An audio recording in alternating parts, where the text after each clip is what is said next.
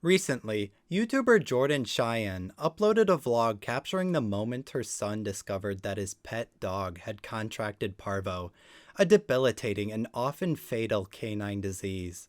It was presented as most vlogs are, with Cheyenne giving some grandiose speech about the necessity of grief or something while holding her kid. Mindset, law of attraction, it doesn't matter how much you're educated on that when you're in the moment, it's still so hard to not feel sad.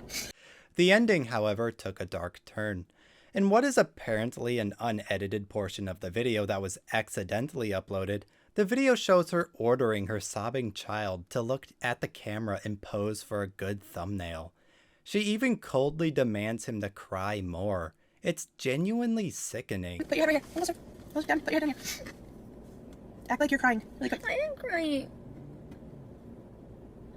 Go like this. No, Mom, I'm not just usually crying. No, I know, but go like this for the video. Go like this. Put one hand up. Go like this. No, go like this. Put your hand like this.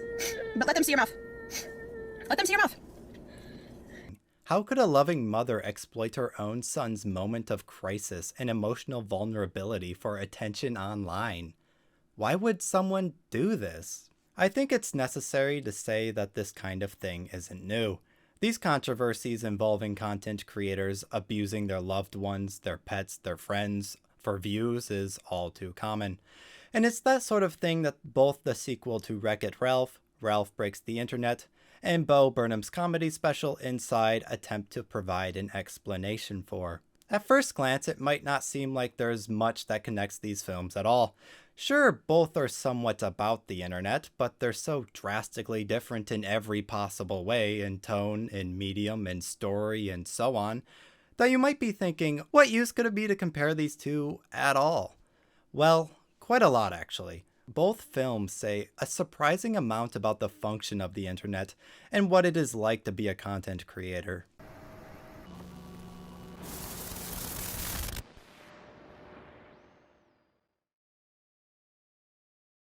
Bo Burnham's Inside is nothing short of a masterpiece. It's deeply compelling, emotionally intense, and filled with iconic colors and images. It's essentially just a loosely connected thread of comedy sketches that all speak to the experience of creating content for the internet while isolated from humanity. I'm assuming most of us here already know that, so I think a good place to start then is with the song Welcome to the Internet. In this song, Bo Burnham plays some sort of corporate elite that was one of the masterminds behind the internet's machinations. The whole first part of the song is essentially just giving the viewer 1,000 different reasons why they would want to join the fun and get surfing the web. You can do anything and everything all of the time. Bo Burnham's commentary about the internet isn't particularly original here. Plenty of songs and parodies have already been written about the internet's wackiness before. However, it's the active, persuasive voice attempting to convince the viewer that makes this song unique. And it's the second half where things get rather interesting. Bo slows the pace of the song down and retraces the path he and his character's allies took in slowly manipulating the viewer throughout the course of their entire life, to the point where we are now, where the typical adult spends an average of 3.5 hours on their screens each day. Mine is a lot higher than that. Bo is essentially telling us that corporations behind the internet and the devices that connect to it have essentially perfected the cradle-to-grave model of economics. Every part of your life has been manipulated into needing their products to the maximum amount of time possible. The overall tone of Welcome to the Internet is incredibly sinister. It has a vibe of a Disney villain's theme song, and paired with the numerous interviews where Bo discusses this very subject, I think it's fair to say his intent is rather simple.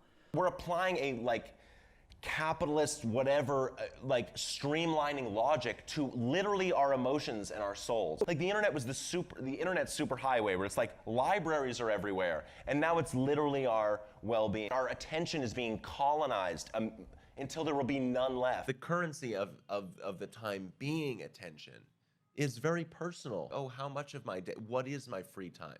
What is my attention? This thing really is going after my conscious experience of the world. The internet, when it was me, it was like, oh, YouTube, post something you do there.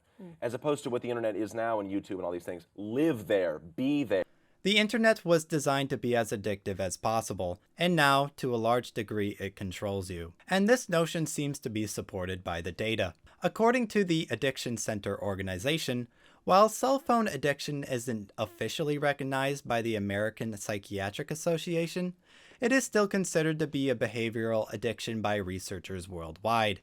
Many of the features of a smartphone's designs are meant to be as attention-grabbing as possible, such as the bright colors and bubbly simplistic modern aesthetic appeal, and some features, such as the slide-down refresh function that many apps and websites use, were directly inspired from slot machines in casinos. Studies show a host of negative side effects caused by chronic smartphone use, most notably sleep deficiency, anxiety, attention deficit disorders, etc. So it seems like Bo is onto something. His characterization of the internet is almost that of a parasitic entity that was purposely designed to feed on us and draw as much of our time away from experiencing the real world as possible.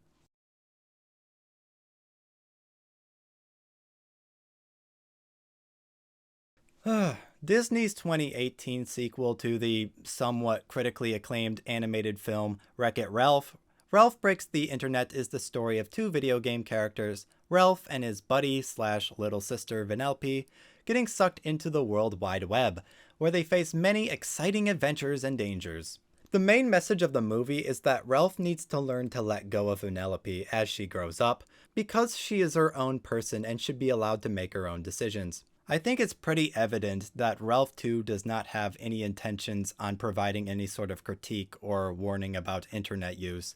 I say this because Ralph 2's central premise of being sent to the internet is essentially just a shallow excuse to stuff as many corporate advertisements and Disney-associated brands into one film as possible. Hey kids, you guys sure like going to Amazon, right? Make sure you buy your Disney merch from Amazon. You guys want to see what Disney princess you are? Well, after the movie's over, check out this new Disney website where you can do just that. What about Snapchat? You guys love Snapchat, don't you? You guys like IMDb? Check out a review of this movie on IMDb. If anything, it's an unabashed endorsement, a giant ad that runs for an hour and a half. When Ralph first arrives to the internet world, he basically becomes an e-celebrity when a video goes quote-unquote viral. He continues to make funny and original YouTube videos, which immediately rake in millions of views. His face spreads like wildfire in the real world. He even gets talked about on TV and mainstream news channels because of how funny his videos are for some reason. He eventually meets this character that represents the algorithm, and she is depicted as nothing but helpful and eager to celebrate the success of a creator. This movie is so detached from reality, it's not even funny. I don't have statistics to back this claim up, but I guarantee you that you aren't going to become rich and famous on YouTube because you uploaded one funny video where you screamed like a goat. You'll get like 5 views maybe. For every successful content creator on this platform, there's like a million who tried and failed. Even I have been making videos for like 3 years now, and I'm just now getting close to 1,000 subs. And I'm like really charismatic and charming and smart. The most this movie does to present any sort of possible negative side of the internet is this virus subplot nearly halfway through the film. Basically, Ralph, in a moment of crisis, checks in on his viral videos, and when he sees an overwhelming amount of mean comments posted by haters, his feelings of insecurity are heightened, which pushes him to go to a sussy back alley website where he gets a virus that he can use to shut down the site where Vanellope is currently living. It backfires and nearly destroys the whole internet, apparently. It even creates a really big and scary version of himself. What this movie is saying here is that the internet is a perfect and utopian space, or at least it would be if it weren't for one small thing: the users. In a way, you can kind of think of Ralph Breaks the Internet as being made by the character that Bo Burnham is portraying in his song Welcome to the Internet. Ralph 2 is the guy behind the piano, begging you to explore the world he created, to see anything and everything all of the time. Except Ralph 2 never goes beyond the first verse of the song. It only shows you all of the means by which you can be entertained, and all the ways you can indulge in consumerism. The worst part, if there is any, are the trolls and haters that love to try and bring you down. It never delves into the internet's creation and how its aesthetics were designed to latch onto the minds of hapless children and hold them for life. Inside, on the other hand, has quite a different take about what it's like to be a content creator and what it's like to perform for an audience. And that makes sense considering that Bo started his career by making YouTube videos. Yes, Bo was one of those 1 in a million cases where he uploaded a funny video and it went viral. His internet fame allowed him to start doing live comedy shows, and then eventually directing films. So, when Bo does his reaction segment to his song Unpaid Intern, where he initially reacts to a song but then reacts to himself reacting to a song and so on, I think we're presented with a level of introspection that is not common among online personalities. Bo's initial response to his song sounds so familiar to the tone of voice of so many content creators. So the idea with this song was basically that there are so many songs in the past about working class jobs, but not a lot about the labor exploitation of the modern world. So that was the idea here. And we all, whether conscious of it or not, recognize on some level its inherent fakeness. Bo's initial reaction is a scripted response, telling the audience that his music is good and worth listening to. It's essentially just a sales pitch. I believe that Bo is trying to say that creating and selling content online requires building a false persona. And for him, it just doesn't feel right. As the reaction continues, more and more of his real personhood emerges until it becomes too much to bear. The next significant moment I want to talk about occurs during his please subscribe bit. He has his camera and lighting set up to look like that of a streamer or something, and he holds a kitchen knife towards the viewer while forcefully smiling and asking them to subscribe. Again, Bo is playing the part of the creator, and he's taking part in that ritual that all content creators take part in, asking the audience to subscribe. I like to think that this moment is Bo's depiction of how forced and strange it is for someone to have to pretend to happily offer the viewer a chance to subscribe to their channel, but only if they want to. The shallow facade barely covers the true, desperate plea that is actually being made. A content creator's livelihood, their sense of security, their pride, all hinges on the success of each video. Asking for subscriptions when all of that is on the line just feels rather forced. And finally, the entire special of Inside is a depiction of the dual life of a content creator. The performance versus the performer. All throughout, we are given glimpses of the quote-unquote real Bo, sprinkled in between the highly planned, neatly executed, and painfully edited songs and routines. The real Bo is sullen, tired, and often lacks the right words. On the other hand, the performance version of himself is dressed in all sorts of fun outfits, sits up straight and is full of energy. Near the end of Inside, however, something interesting happens. Bo's quote-unquote real self eventually becomes the performance Bo. In the song All Eyes on Me, the Bo taking center stage is not dressing for any role, and he's not well kept. He's tired and miserable, just as he has been the entire time. But now we're seeing it finally come through. It could be that because of the amount of time that Bo has immersed himself into creating this special, because of how long he's spent jumping back and forth in between performing and simply being, that the two sides have merged into one.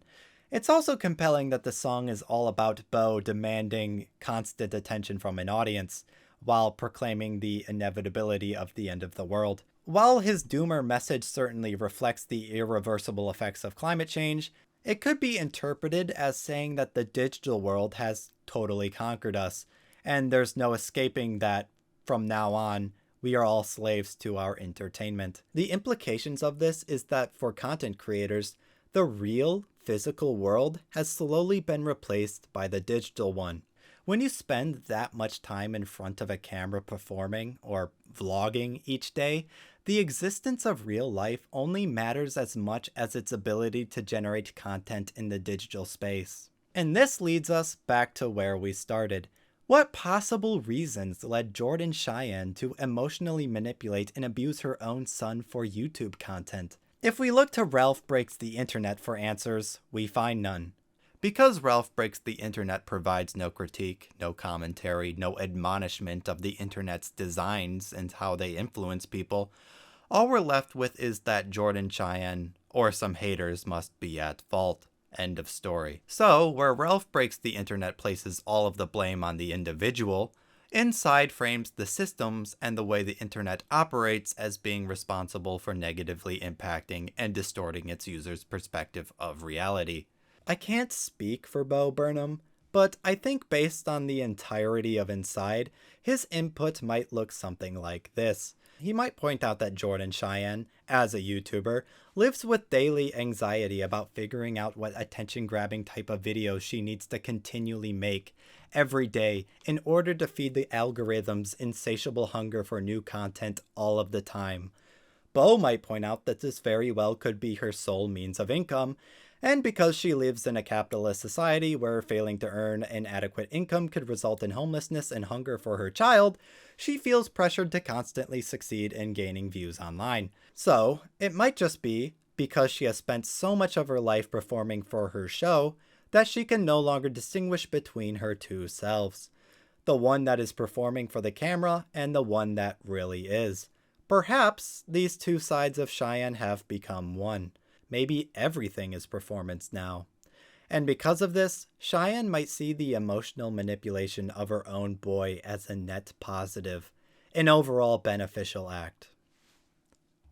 Well, that's the video. It was kind of like very long, and I'm not sure if it totally came together. I hope it made sense.